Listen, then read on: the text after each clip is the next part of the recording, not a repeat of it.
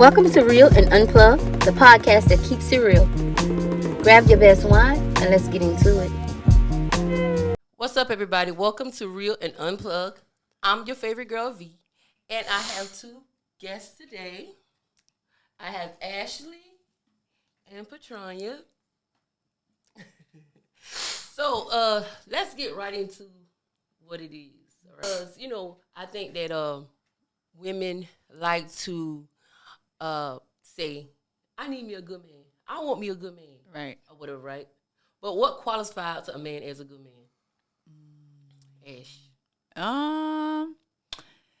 For me, it's about how can you make my life easier? Because I have a lot of things going on at any given time. And so what do you bring to the table? How can you help me to live an easier life? Yeah.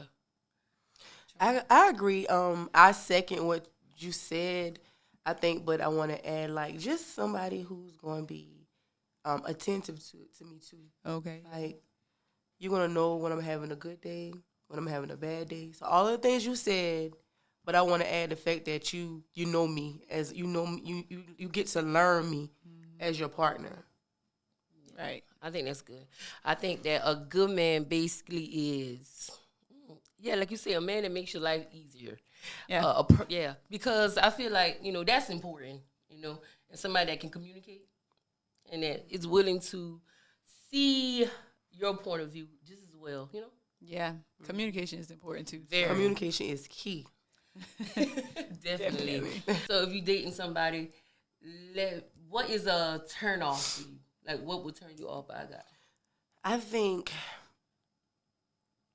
the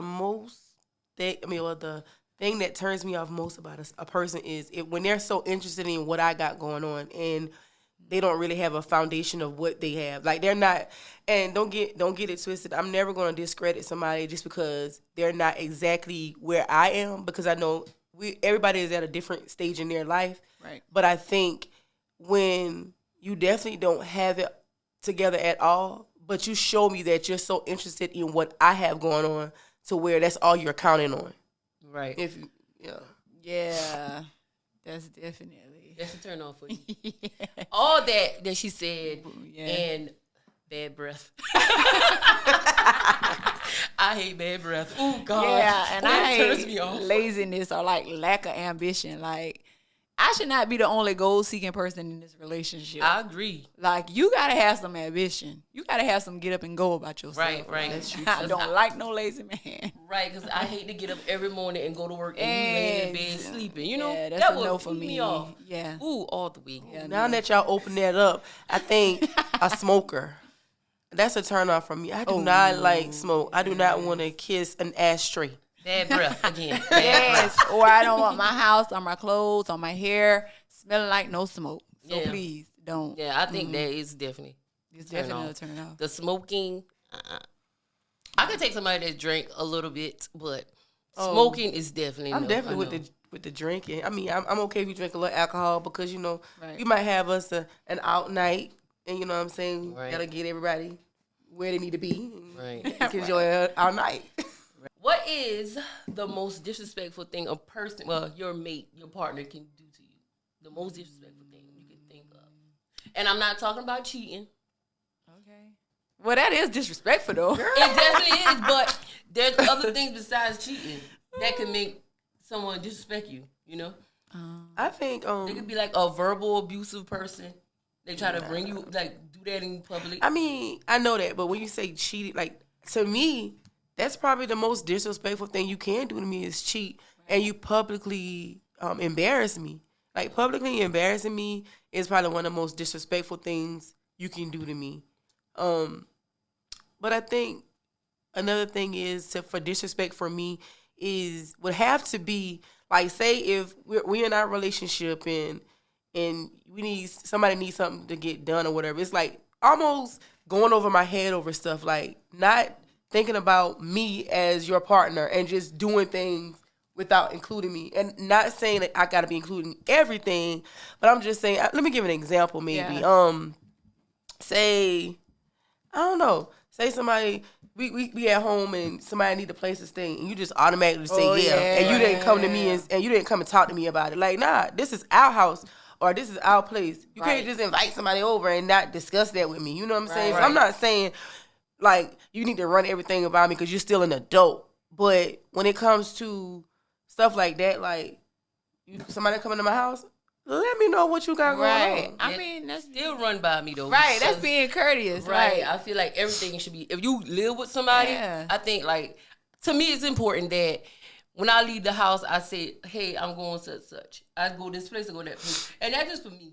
Or if I'm going to invite somebody over, I'm gonna say that in advance because you never know. Sometimes you just don't probably feel like being bothered with people. I don't know, but that's important to me. Yes. So I think I agree with what Petronia said.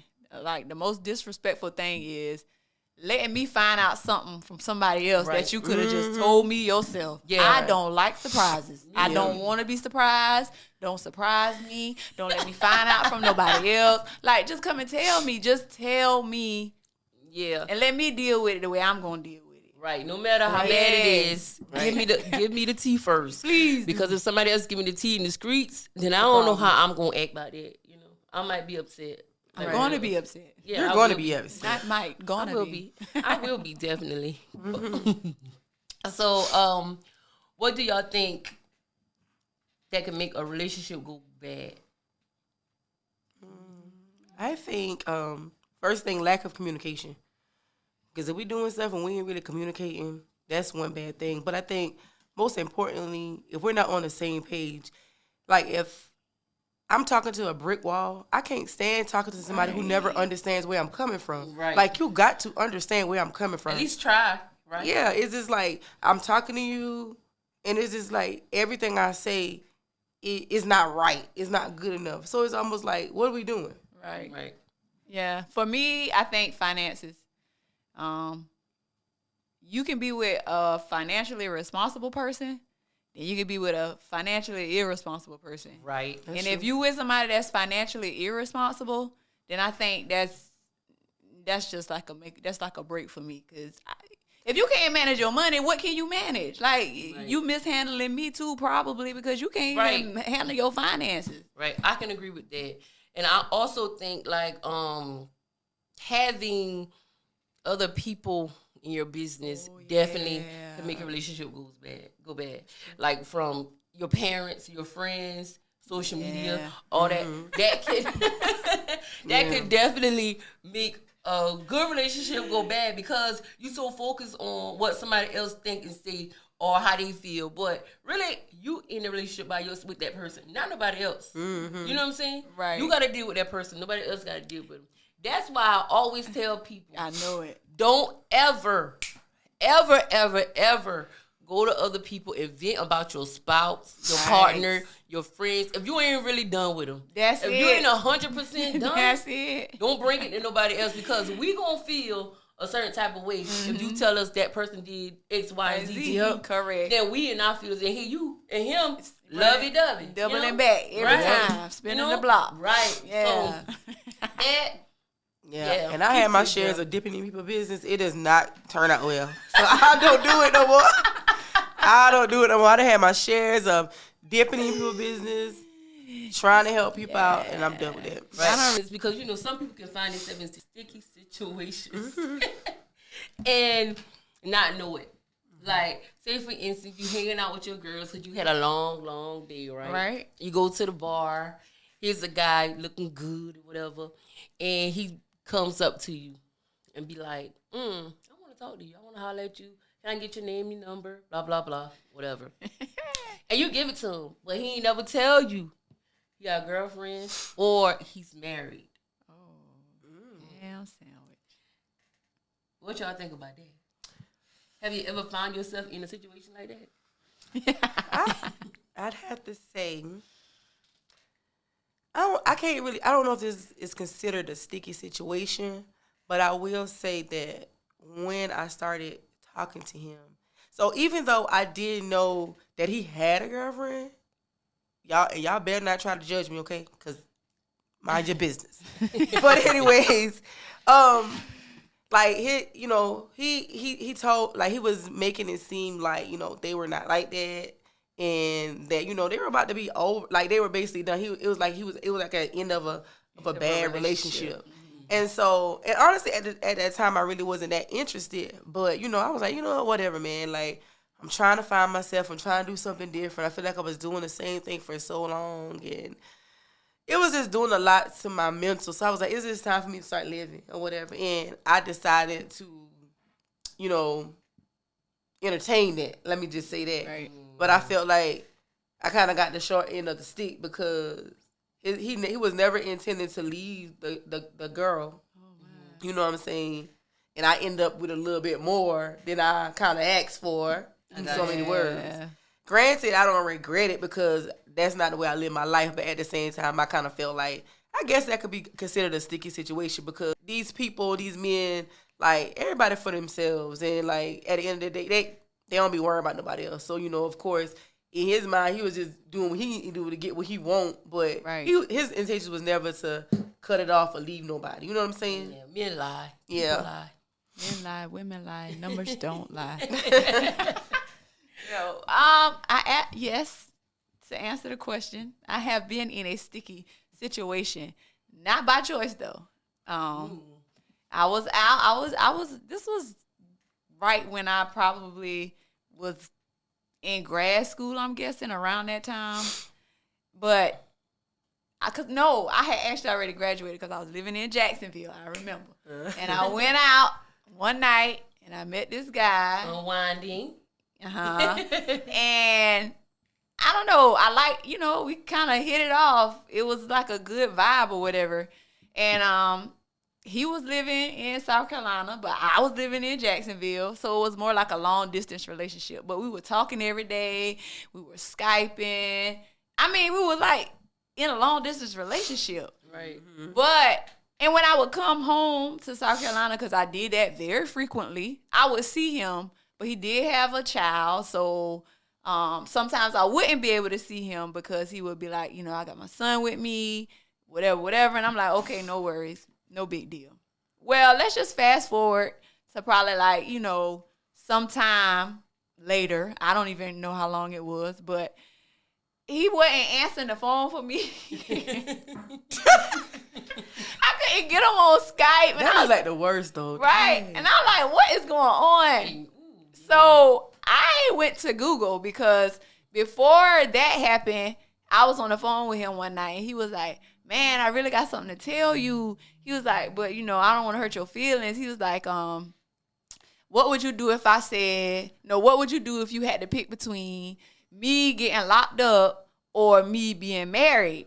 And I was like, what? Like, of course I'm going to say be married because why would I want you to be locked up? Like, That's just stupid. So anyway, he was like, man, and that was the end of the conversation. So now fast forward again to where I can't talk to him. I can't Skype with him. Like, what's going on? Da, da, da. Right. So I get on Google. I said, let me Google him. Because he was a prominent person. So I was like, I'm going to put his name in Google. I put his name in Google. And Google gave you an answer. And Google gave me an answer. This man had just gotten married. Never knew this man was engaged. None of that. Like, didn't even say anything. Nothing. That's some weird activity. For real, because you can put somebody in a bad situation with that. That could be very risky. And that could have went bad just because how about if y'all was in some place together and because men not the only one that get real physical and want to kill people. Women do that too. So how about, what I'm saying? That could have got real bad. Yeah, it could have got real nasty because a man was trying to be too greedy. Right. Definitely. Well, I did confront him about it. Yeah, definitely. Like, why would you do that to me? Like, what is wrong with you? Like, so, yeah. I mean, he was like, because she was prominent too.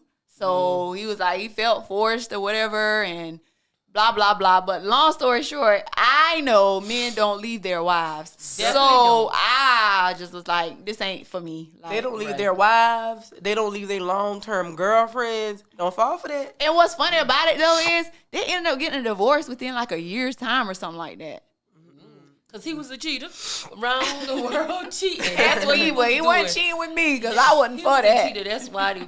But let me ask you this: you didn't see no red flags. No, none.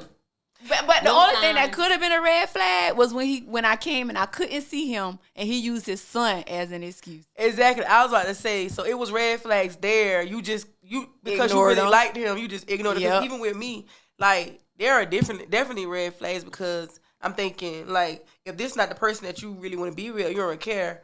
Leave her. Just leave. What you don't got nothing there. Walk off. Yeah. Leave. You didn't have nothing. What's holding you there? And then they started making up other little excuses and all the other stuff. It was just messy. But like I said, that was kind of a sticky situation I put myself in. I shouldn't even did that. But it is what it is. I didn't put myself in. Right, you didn't ask for it, but guess what? You had to I did have to deal with it though. But you had to deal with it. I got up out of there. That's something you couldn't even forget. Like that's gonna stick with you forever. Forever. Besides that, what is something that happened to you like you just can't forget? Like, because I definitely got a story about it. I got robbed. I got robbed, y'all. Oh, years ago, my brother was drafted in the NFL, right? And he had so many friends. And I was right with him being crazy, having all these friends and cousins. And he asked me and one of my other cousins to take the guy home. But I knew the guy. We knew we'd been around him, everything.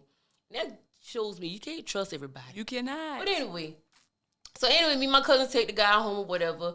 But we go to Waffle House because, after the club, we go into the Waffle House. We go to Waffle House, and I'm like, well, I don't know where you stay. And he was like, don't worry about it. I got somebody to come pick me up. Okay, so okay.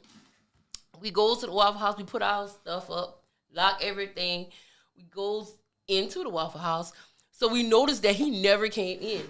So I'm like, man, where he went? He goes back outside, and girl, he done robbed us, took our little money and robbed us blind? Robbed us. We was two fools getting robbed. Ain't even know. Up in the Waffle House ordering food. This man that took our stuff, left the door, and everything just open. Wow. Robbed us and left. And I was going around telling everybody about it because I wanted him to get it back. D'Angelo would have paid me my money back. He was the one that recommended this person to you? Yes. Oh, he would have paid me back. Bro, you would have paid me back. Listen. So you never got your money back? Never got it back. Never. Wait, where he at now? He's somewhere. He's somewhere. But he can run me that back though. With a little interest. An unforgettable moment. That's what we talking about, right? Right. You know what? I think an unforgettable moment for me would have been college. I was dating this. Let me stop using this word so loosely because I don't even know this is dating. I guess we were dating, but I was talking to this guy. And you know what I'm saying? Because and they, oh God. So, in college, they got these little groups or whatever. And they was a part of this little good group on the campus. So, everybody want to talk to somebody at that group. Popular. Oh, yeah, that's popular, whatever. And so I was talking to this guy, whatever. And I felt like that had to be unforgettable. It was Valentine's Day, y'all. Oh, no. Oh, my God. Valentine's Day was the next day or something like that. We so at the time they used to always have these little, I don't even know what they call now, but they were little basketball games. Dang, I don't even know what they call. But it wasn't the real basketball team, but it was intramural. Something like that. That's what it was called. So it was those little basketball games, and we would always go down into those basketball games, and they was all playing the basketball games and all that stuff. And we want to go see our love boo things at the basketball game. Right. So we go, me, some of my homegirls, we go down to the basketball game. And we see these girls up there or whatever. These girls are there. And so at this time, and Lord, I'm telling you, they used to have, they going to get me when they see this, but I don't care. They used to have girls, because like I said, they were very popular on campus. Right. So of course, they had a lot of girls or whatever. But anyways, there were these girls there or whatever from this other school. And so it was just yeah. So, me and my homegirl, and I got my one homegirl, she P.I., she own it, she get it. So, she getting we didn't put it together they must be talking to these girls. So, after the game is over, he comes over and I'm going to go with homeboy, whatever it takes, such and such bet. So, I'm Nah, you don't need to go with him to take them back. Yeah, we are. Yeah, I'm taking them back. What you mean? And, like, I was so upset. I was like, dang, like, you don't care about me enough to not go. You gonna really go after me? Didn't have this whole argument. Y'all, we had a whole, like, argument.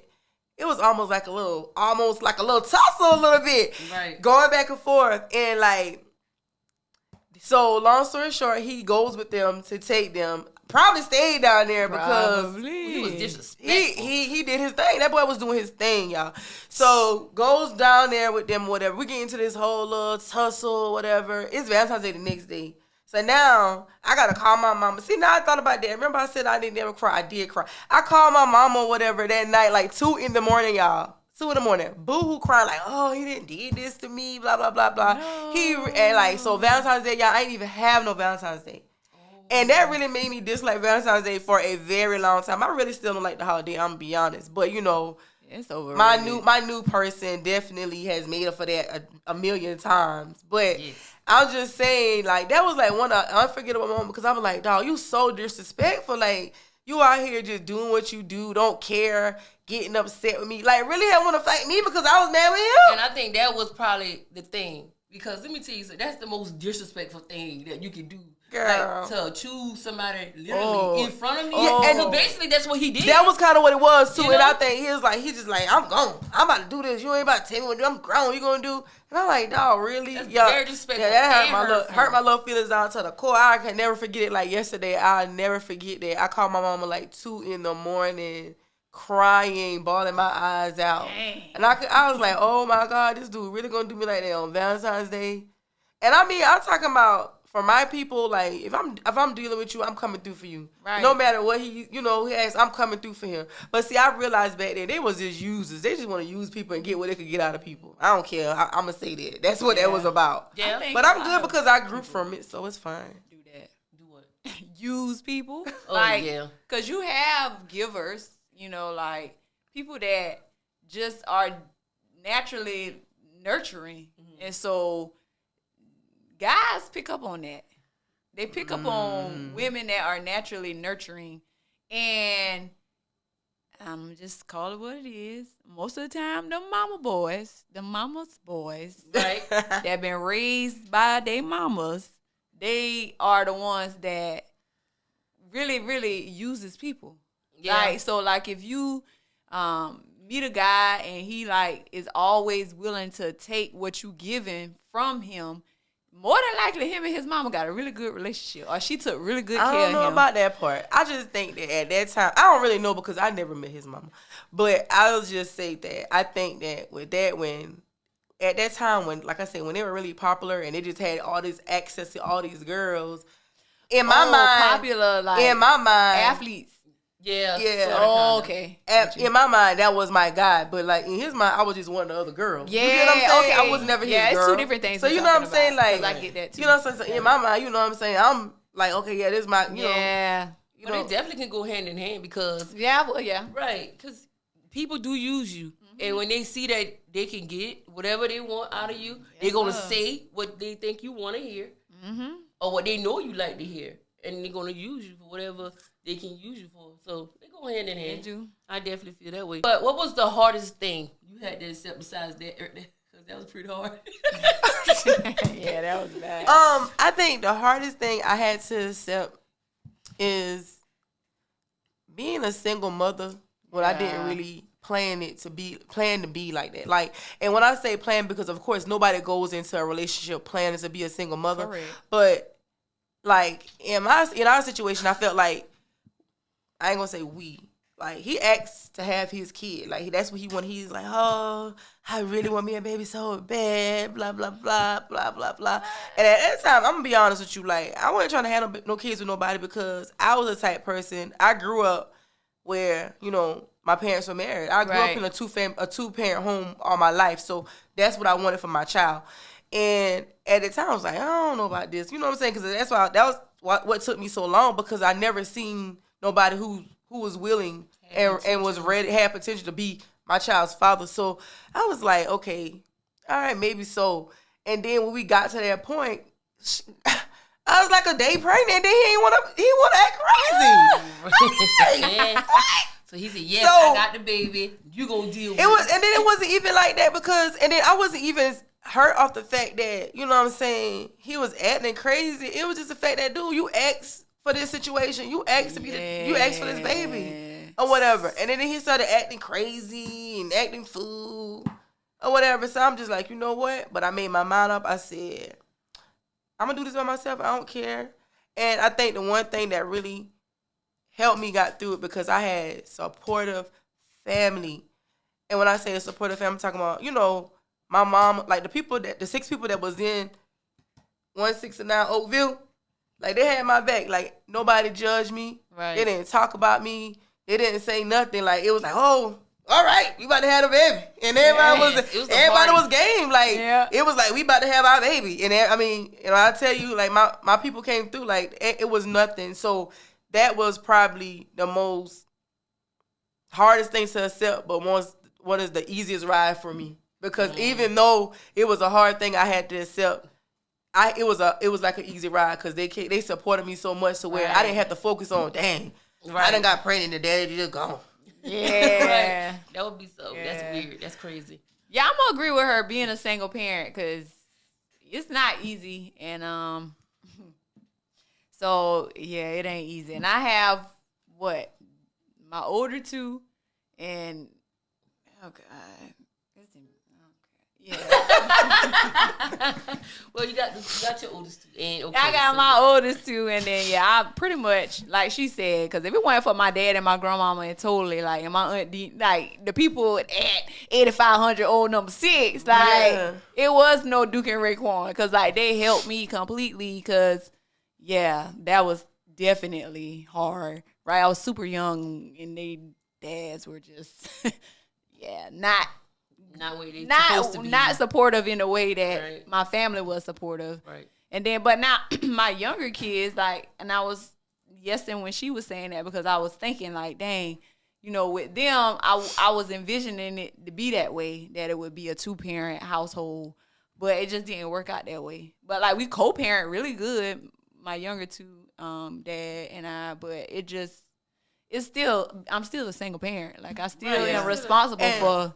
I do want to add, because even though I said all that now, I don't need y'all to take it the wrong way, because we definitely co-parent well. Again, I did say he want the baby.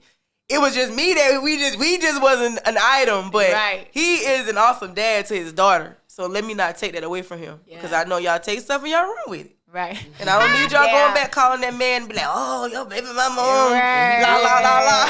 Right. No, right. Don't call mine either, because he do right by his 2. He do right. Right.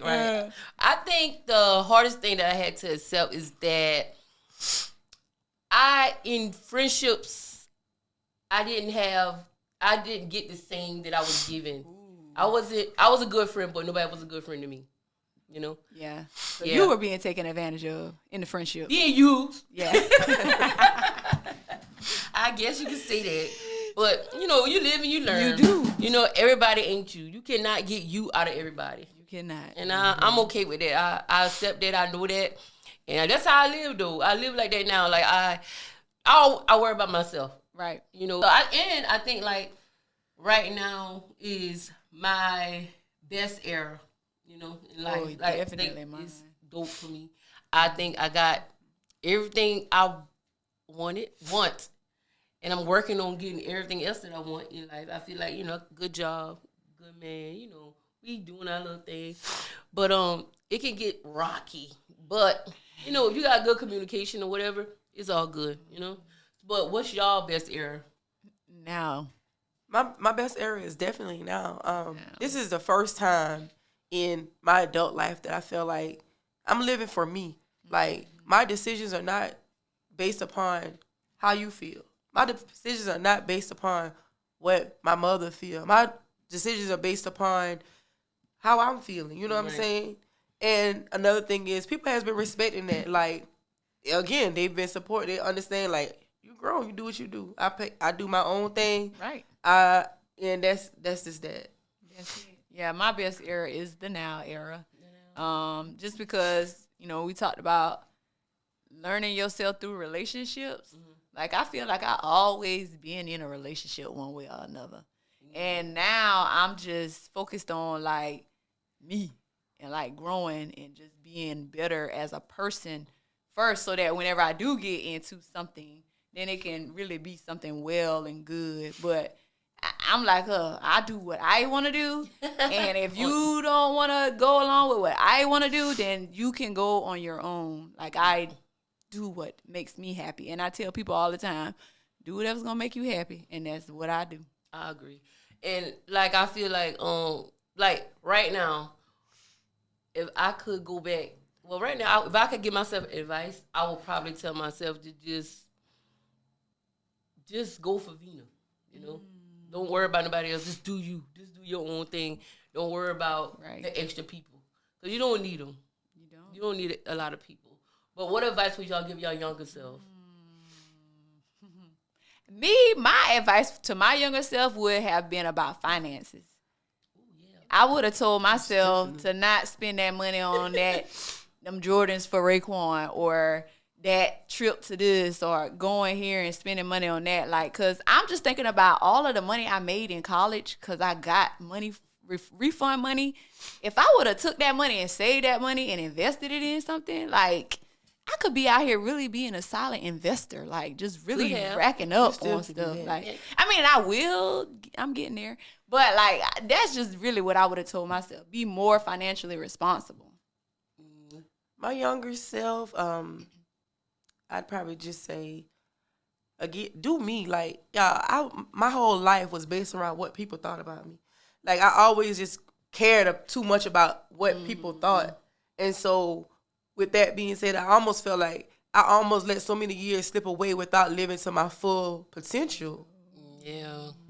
Ooh, that was good. Yeah, that can definitely be, that definitely happened to people a lot, you know, because we just be trying to be perfect for people. Yeah. You know, even if it's your family member, your friends, or the people in the world, we don't want to, you know, show people, we got to act a certain way. Right? We got to hold ourselves a certain standards, whatever. But, you know, me, I ain't never lived that way. I always did what I want to do and how I want to do it and when I want to do it. And guess what? I got to deal with the consequences with my mama at the end of the night, but I'm going to do it. And I had a good time doing it. Yeah, see, I'm just saying, that just was me. She was rebellious, but me, on the other hand, you know, I ain't gonna say trying to be no goody two shoe, but kind of, I guess that probably what it was. What it looked like. But I was just, you know, like I said, I just always cared a lot of what people was gonna say, and so with that being said, it just kind of forced me to live a certain type of way. Which, don't get me wrong, I'm still holding myself to certain standards, trust and believe, but it's just more of a, you know what I'm saying, when I do stuff, I'm gonna stand on what I say and how it's done, and that it is what it is. Yeah, I can feel that. So basically, y'all, to wrap this all up, I feel like the moral of the story is what? Do you. Do you. Do you. If you want to do it, baby girl, baby boy, whatever, do what you got to do. Yeah. You know, don't live for nobody else, because everybody else living their best life, or so they say. But anyway, no shade. But what I'm saying is, do you. That's what I would say. Yeah. But until next time, y'all, I need everybody to like, share, and subscribe. Thank you. But we're out. Peace.